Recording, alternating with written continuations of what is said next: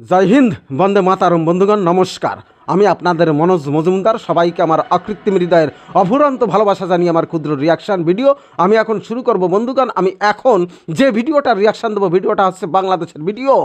বাংলাদেশ শেখ হাসিনা সরকার নাকি ভারতের সমস্ত জিনিস পণ্য বাংলাদেশে ব্যান্ড করে দিয়েছে। কেন দিয়েছে আসেন ভিডিওর মাধ্যমে জানার চেষ্টা করি, রিয়াকশান দিই, তারপরে আসছি ভিডিওর পর। ভিডিও করছি শুরু।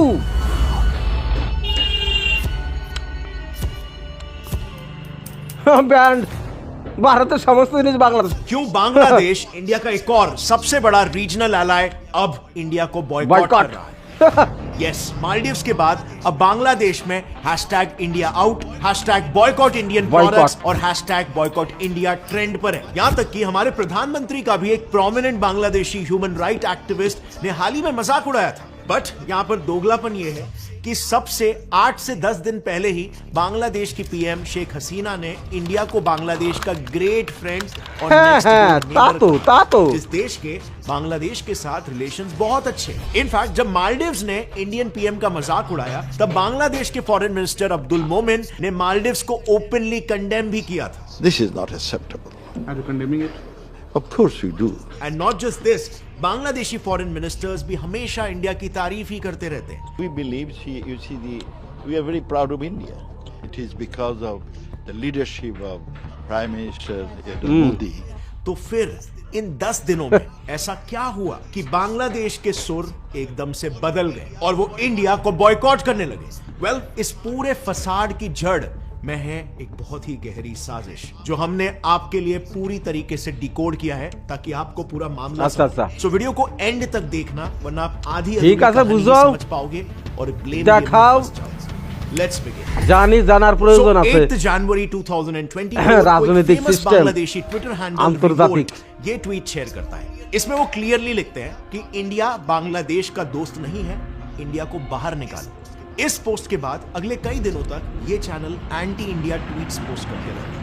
इनफैक्ट 18 जनवरी को hashtag boycott Indian products campaign भी यही सेम चैनल शुरू करता है। अब इस रिवोल्ट चैनल का नाम ना याद रखना, क्योंकि ये एंटी इंडिया कॉन्स्पिरेसी से कैसे जुड़ा हुआ है ये मैं आपको कुछ ही वक्त में बताऊंगा। अब इस रिवोल्ट चैनल के इंडिया आउट कैंपेन को शुरू करते ही कई प्रोमिनेंट बांग्लादेशीज भी सिमिलर पोस्ट करके इस कैंपेन में जुड़ने लगे और इस ट्रेंड में बांग्लादेश के आर्मी के कर्नल से लेकर बड़े बड़े ह्यूमन राइट एक्टिविस्ट तक शामिल हो गए। और फिर कुछ ही दिनों में इन प्रोमिनेंट फेसेस को इस कैंपेन में जुड़ता हुआ देख आम बांग्लादेशीज भी इन्फ्लुएंस हो गए और वो इंडिया आउट के ट्वीट्स करने लगे और इवेंचुअली बांग्लादेश में मालदीव्स की ही तरह ये ट्रेंड करने लग गया। लेकिन जैसे मैंने शुरू में भी कहा था कि कंफ्यूजिंग बात तो ये है कि कुछ ही 8 से 10 दिन पहले उनके पीएम ने इंडिया को ग्रेट फ्रेंड बताया था। Well, you know, India is a great friend of Bangladesh, so India we consider our next door neighbor. और उनके फॉरेन मिनिस्टर ने भी इंडिया के सपोर्ट में मालदीव्स को कंडेम किया था। Honorable Prime Minister of India. This is not acceptable. Are you condemning it? Of course we do. सो फिर अचानक से ये दोगलापन कहां से आ गया? वेल, इसके लिए समझते हैं कि इंडिया आउट कैंपेन आखिर शुरू कहां से और क्यों हुआ। क्योंकि 8 जनवरी 2024 को शेख हसीना जी 4th टर्म के लिए बांग्लादेश की पीएम बनी, जिसके बाद ऑपोजिशन पार्टी ने उन पर यह आरोप लगाया कि उन्होंने इंडिया की मदद से इलेक्शन को यानी कि उन्होंने इंडिया की मदद लेकर इलेक्शन में घोटाले किए और इस वजह से वो पीएम इसी का विद्रोह करने के लिए फिर बांग्लादेश की opposition party Bangladeshi nationalist party ने हैशटैग इंडिया आउट कैंपेन चालू कर दिया, जिसके बाद एक न्यूज रिपोर्ट के अनुसार पिनाकी भट्टाचार्य जो बांग्लादेश के ह्यूमन राइट एक्टिविस्ट और सबसे इंपॉर्टेंटली बीएनपी के सबसे बड़े सपोर्टर हैं, उन्होंने ट्विटर पर इसी बॉयकॉट इंडिया ट्रेंड को और भी ज्यादा वायरल। अब फ्रेंड्स, कहानी यहां पर खत्म नहीं होती, बल्कि यहां से तो शुरुआत है। इस कैंपेन के पीछे हाथ है कुछ बहुत ही powerful anti India forces. By the way, क्या आपको पता है ये कैंपेन बांग्लादेश से नहीं बल्कि लंदन से किया जा रहा है और इसे ऑपोजिशन पार्टी बीएनपी के चेयरमैन तारिक रहमान चला रहे। तारिक रहमान लंदन में थे, सेने বসে মাত্র পরিচালনা 2024 को शेख हसीना बांग्लादेश के इलेक्शन तारिक ने अपने पार्टी मेंबर्स को ये ऑर्डर दिया कि वो बिल्कुल मालदीव्स जैसे ही इंडिया आउट कैंपेन को शुरू करें। अब तारीख के इस ऑर्डर को देते ही तुरंत बीएनपी साइबर विंग एक्टिव हो गई और उन्होंने एंटी इंडिया ट्वीट्स पब्लिश करना शुरू कर दिया। अब याद है मैंने शुरू में बताया था रिवोल्ट इस पेज को याद रखना।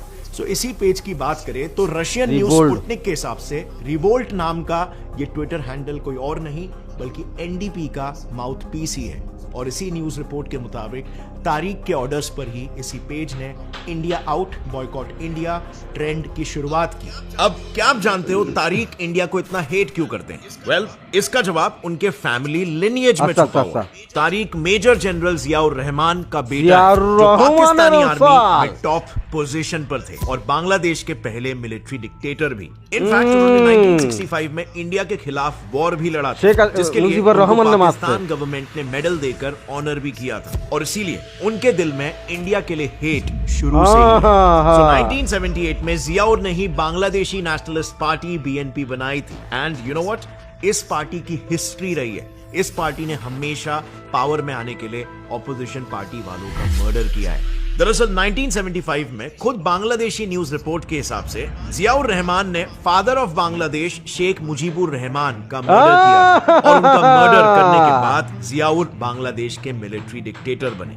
नाउ क्योंकि जियाउर इंडिया से काफी ज्यादा हेट करते थे और शेख मुजीबुर इंडिया को अपना सबसे बड़ा एलाय मानते थे, इसीलिए जियाउर ने पावर में आते ही एंटी इंडिया नैरेटिव फैलाना शुरू किया और लोगों में इस्लामिक रैडिकल माइंडसेट डालना शुरू किया। इस रैडिकलाइजेशन के लिए सबसे पहले उन्होंने कॉन्स्टिट्यूशन को अमेंड किया और जहां पहले बांग्लादेशी सिटीजन्स को बंगाली बोलते थे, उसे अमेंड यानी चेंज करके उन्होंने बांग्लादेशी टर्म इंट्रोड्यूस किया और उन्हीं के टेन्योर में जो बांग्लादेश एक सेक्युलर देश हुआ करता था वो इस्लामिक रिपब्लिक बन गया। और इसके बाद एज यू कैन इमेजिन इनके टर्म में बांग्लादेशी हिंदूज को वहां पर खूब सप्रेस किया गया। And now you'll be shocked to know कि अभी तक बीएनपी पार्टी 3 बार पावर में आई है, 1991, 1996 और 2001, बट इन तीनों इलेक्शंस में एक कॉमन पैटर्न है। इलेक्शन से 1 साल पहले बीएनपी हमेशा से बांग्लादेश में एक एंटी हिंदू प्रोटेस्ट करवाती और ऐसा ही करके उन्होंने 3 बार इलेक्शंस जीते भी है, जिनमें से 2001 का एंटी हिंदू मैसेकर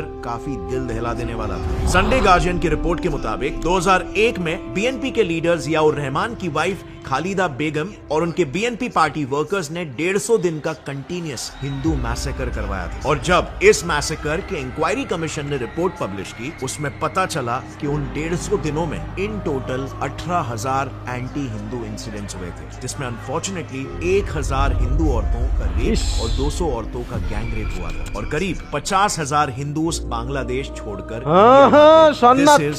अनफॉर्चुनेट। लेकिन ऐसे ही एंटी इंडिया और एंटी हिंदू सेंटिमेंट्स का यूज करके बीएनपी बांग्लादेशी मुस्लिम्स को ब्रेन वॉश करके उनके वोट्स अपने साइड करते आ रही है। अब यहाँ पर आपने एक स्ट्रेंज बात नोटिस की, ये तारिक रहमान बीएनपी पार्टी का चेयरमैन है, फिर भी वो लंदन में रहता है और वहीं से पार्टी को संभालता भी। क्या आपके दिमाग में ये सवाल आया कि ऐसा क्यों? वेल, इसके पीछे ना कुछ काफी कंसर्निंग रीजंस है। सो जैसे मैंने बताया, बीएनपी पार्टी लास्ट इलेक्शन 2001 में जीती थी और उसके बाद से शेख हसीना जी वहां पर इलेक्शंस जीतते आ रही है। ऐसा इसीलिए क्योंकि शेख हसीना जी ने जब से बांग्लादेश की पॉलिटिक्स में एंट्री ली है, तब से वो बांग्लादेश को पाकिस्तान की तरह रेडिकलाइजेशन के बजाय डेवलपमेंट के रास्ते पर लेके जा रही है और इससे बांग्लादेशी इकोनॉमी में क्लियर इंप्रूवमेंट्स भी दिख रहे हैं। और शेख हसीना जी के इसी अप्रोच की वजह से बीएनपी की पॉपुलैरिटी कम होने लगी थी। इस गिरती पॉपुलैरिटी को देखते हुए 2004 में तारिक ने हसीना जी पर एक असैसिनेशन अटैक प्लान किया। हुआ कुछ यूं, 21 अगस्त 2004 में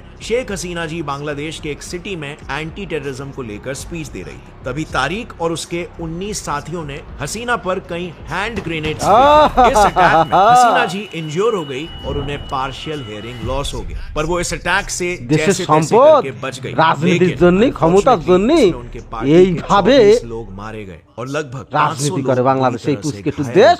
इस टेररिस्ट अटैक के लिए ढाका कोर्ट ने ये वर्डिक्ट दिया कि तारिक ने हरकत उल जिहाद अल इस्लामी इस टेररिस्ट ऑर्गेनाइजेशन के साथ मिलकर ये पूरा टेररिस्ट अटैक प्लान किया था और तारिक ही इस अटैक का मास्टरमाइंड था और इस क्राइम के लिए कोर्ट ने तारिक को लाइफ इम्प्रिजनमेंट की सजा डिक्लेयर होते ही तारिक लंदन भाग गया। लंदन भागी सबसे नहीं भागी। यूएस कोर्ट ने बांग्लादेश नेशनलिस्ट पार्टी को टेररिस्ट ऑर्गेनाइजेशन डिक्लेयर कर दी, लेकिन तब से लेकर आज तक तारिक लंदन से पार्टी को संभाल रहा है और अब रिसेंटली हो रहे एंटी इंडिया प्रोटेस्ट और बांग्लादेश जनरल इलेक्शंस में इंडिया के इन्वॉल्व होने के एलिगेशंस भी इसी स्ट्रैटेजी का हिस्सा है। But you know what, it doesn't stop over there. Bangladeshi news media के रिपोर्ट्स के अनुसार तारीख तो सिर्फ फेस है। इस पूरे एंटी इंडिया नैरेटिव फैलाने की साजिश और भी गहराई तक जाती है। इस एंटी इंडिया कैंपेन के पीछे at the very root Pakistan का भी इन्वॉल्वमेंट है, जो बांग्लादेश को वापस से ईस्ट पाकिस्तान बनाना चाहता है। So renowned Bangladeshi news agency daily sun Tarique के रिपोर्ट के रहमान मुताबिक टारगेट एजेंसी आईएसआई के प्रिस्क्रिप्शन पर बीएनपी पार्टी चला रहा है। इस रिपोर्ट के मुताबिक जब भी तारिक को कोई भी पॉलिटिकल या पार्टी रिलेटेड डिसीजंस लेना होता है तो वो आईएसआई को कॉल करके उनसे सलाह मशवरा करके ही डिसीजन लेता है। इसका प्रूफ देते हुए डेली सन ने बताया कि 2019 बांग्लादेश इलेक्शन में बीएनपी पार्टी प्रेफर्ड 300 कैंडिडेट्स को ही इलेक्शन के टिकट्स दिए थे। Can you believe this? Directly ISI उनके कैंडिडेट्स चुनती है। सो बेसिकली इस पूरे षड्यंत्र में पाकिस्तान का यह फायदा है कि बीएनपी को सपोर्ट करके पाकिस्तान अपनी पपेट गवर्नमेंट बांग्लादेश में इंस्टॉल करना चाहता है, जिससे पाकिस्तान को दो बड़े फायदे होंगे। पहला, उसकी 1971 में खोई हुई टेरिटरी के कंट्रोल में दोबारा आ जाएगी, और दूसरा, वो इंडिया के नॉर्थ ईस्ट में भी कंटिन्यूअस इंसर्जेंसीज इजीली फैला सकेगा। इनफैक्ट जब 2001 में बीएनपी पावर में थी तो एक प्रोमिनेंट बांग्लादेशी न्यूज के रिपोर्ट के हिसाब से Tariq Assam based United Liberation Front of Assam ULFA insurgent group को आईएसआई के ऑर्डर्स पर फाइनेंशियल और आर्म्स प्रोवाइड करके इन शॉर्ट तारिक इंडिया भर में टेररिज्म फैला रहा था। सो ये थी बांग्लादेश ऑपोजिशन पार्टी द्वारा चलाई गई इंडिया आउट कैंपेन की स्टोरी। क्या आपको इसके बारे में पता था? कमेंट में जरूर बताना। बेसिकली इस वीडियो से मुझे ये मैसेज कम्युनिकेट करना था कि इससे हम साफ समझ सकते हैं कि हमारे नेबरहुड कंट्रीज में फ्रेंडली सरकार होना हमारे देश की नेशनल सिक्योरिटी के लिए कितना इंपॉर्टेंट है। And my personal opinion is, हमारे नेशनल सिक्योरिटी के लिए हमें उन देशों की इलेक्शन प्रोसीजर में अगर इन्वॉल्व भी होना पड़े तब भी इसमें कोई गलत बात नहीं है। इनफैक्ट ये बात हमारे Kautilya, also known as Chanakya ji ने अर्थशास्त्र बुक में भी कही है हजारों साल पहले। So, इस पर आपका क्या ओपिनियन है नीचे कमेंट्स में जरूर बताना। और अब आज के तारीख की अगर हम बात करें तो पूरा देश लिटरली त्योहार मना रहा है, क्योंकि 500 सालों बाद देश में राम मंदिर बना है। इसके लिए हिंदुस्तानी इसे एक नेशनल त्योहार की तरह बड़े पैमाने पर सेलिब्रेट कर रहे हैं। लेकिन कुछ इंडियन लीडर्स का ऐसा कहना है कि गवर्नमेंट ने पब्लिक के पैसे टोटली वेस्ट कर दिए। लेकिन क्या आपको पता है, इस मंदिर में सरकार की जेब से 1 रुपया खर्च नहीं हुआ। एंड यस, डोनेशन के भी 1 भी रुपए खर्च नहीं हुए। आखिर ये मंदिर बना कैसे? इसके लिए राम मंदिर राजनीतिक सिस्टम में पब्लिक एकदम इफेक्टिव स्ट्रेटजी यूज की, जैसे मैंने इस वीडियो में डिटेल में डिस्कस किया। बाय द वे, बहुत ही कम लोग इस इलेक्शन ক্ষমতার জন্য একটা ইস্যু করে বার করতে হবে। ओवर हियर आपको ये भी पता चलेगा कि एग्जैक्टली कोर्ट ने किन एविडेंसेस के बेसिस पर राम मंदिर कंस्ट्रक्शन की परमिशन। अगर इस वीडियो से आपको कुछ भी नया सीखने मिला, एक लाइक जरूर ठोकना। गौरव ठाकुर, ठीक है भाई, गौरव ठाकुर तारेक रहमान আমার মনে রাখতে হবে। तारेक रहमान हर रोज कुछ नया सीख सकते हैं। See you next time. तब तक के लिए as always stay curious and keep Jai Hind, Vande Mataram. বন্ধুগণ, শেষ হলো ভিডিও। আমরা দেখলাম বাংলাদেশ শেখ হাসিনা সরকার ভারতের সমস্ত জিনিস বাংলাদেশে ব্যান করতে কেন বাধ্য হয়েছে। হ্যাঁ, এই তারেক রহমান নাকিটা বিদেশে ইংল্যান্ডে না লন্ডনে বসে মাতুপরি ফেলাচ্ছে। সেই তো জানলাম যে শেখ হাসিনারে মারার চেষ্টা করেছে, মুজিবরে মারিছে। হ্যাঁ, ওর কান ফাঁসি হচ্ছে না। ইংল্যান্ডে এখনো পন্দায় রয়েছে কেন ভাইয়া? দরিয়ানে ফাঁসি দিতে পারতেছ না? এই যে কয় ইলেকশনে জিতছো কেন? তার জন্য দায়ী হয়েছে ভারতের। কি হয়েছে, কি করছে? যে ভারত নাকি শেখ হাসিনারে জিত হয়েছে ভুংচুং করিয়া। হ্যাঁ, দেশে সন্ত্রাসী মানুষই আর মানে ইস্যু বার করা, মানে দেশের মধ্যে অশান্তি সৃষ্টি করা, এমনি পরিস্থিতি বেশি একটা ভালো না। দেখি তো বিভিন্ন আঞ্চলিক ভিডিও দেখি, বিশাল শোষণীয় অবস্থা। পাকিস্তানের থেকে শোষণীয় অবস্থা। এমন এমন জায়গা আছে মানুষ যে কীভাবে বাঁচে বাংলাদেশের বুকে। বন্ধুগণ, ভিডিও আর বেশ বিস্তারিত করছি না। আমার কথা আছে যে তারেক রহমান যারা যে মুজিবরে মারিছিল সবার তো ফাঁসি হয়ে গেল। কেন ইংল্যান্ডে লন্ডনে বসে মাতুপরি ফেলাচ্ছে এবং দেশে অশান্তি সৃষ্টি করেছে। হ্যাঁ, আর কি ফেলাচ্ছে, ইস্যু ফেলাচ্ছে। ভারত নাকি শেখ হাসিনার জিতে দিতেছে। হ্যাঁ, এই যে ভারতের সমস্ত জিনিস বাংলাদেশে ব্যান করে দিতেছে। উপকার কারো মানে এই ভারত সরকার এত ভর্তুকি দেয় এই যে চিকিৎসা খাতে, এই যে মায়াবাড়ি, এ বাড়ি, শিউকি মন্দন, কি যেন চিকিৎসা খাতে সমস্ত কিছু ভারত ভর্তুকি দেয় না। ভারতবর্তীকে দেয় না? খাদ্য, বস্ত্র, বাসস্থান, সমস্ত সুযোগ সুবিধা। গতবারে রাষ্ট্রপতি শাসন মানে নাই, রাষ্ট্রপতি শাসন মানে নাই, মানে বিশ্বেতে ভারত তারপরে আমাদের মিলিটারি যাইয়া ভোট করাতে বাধ্য হয়েছে, তারপরে নির্বাচন হইয়া শেখ হাসিনা জিতেছিল। তারা তো নিরপেক্ষভাবে সবাই স্বাধীনভাবে ভোট দিয়ে শেখ হাসিনা জিতেছে। হ্যাঁ, মানে আর কি বলবো, মানে ভাষায় আসছে নানান কিছু। বন্ধুগান আর ভিডিও বিস্তারিত করছি না, আপনারা শুধু একটি সহযোগিতার হাত বাড়াবেন, লাইক করবেন, কমেন্ট করবেন, শেয়ার করবেন। আসছি নতুন এক ভিডিওর সাথে। আপনারা ভালো থাকবেন, সুস্থ থাকবেন, বিদায় দিন। দেখা হচ্ছে আবার নতুন এক ভিডিওর সাথে। ভালো থাকবেন, সুস্থ থাকবেন, বিদায় দিন। জয় হিন্দ, বন্দে মাতারম। ভুল ত্রুটি ক্ষমা করবেন।